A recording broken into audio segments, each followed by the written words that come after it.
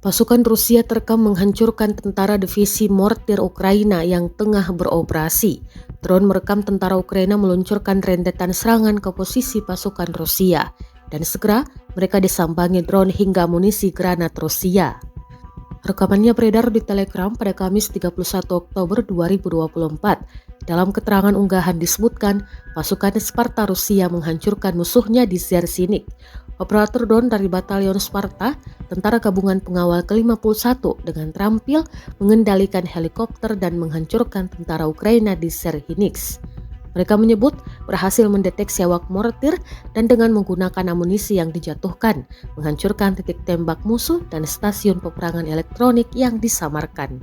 Rekamannya pun menuai berbagai komentar dari warganet.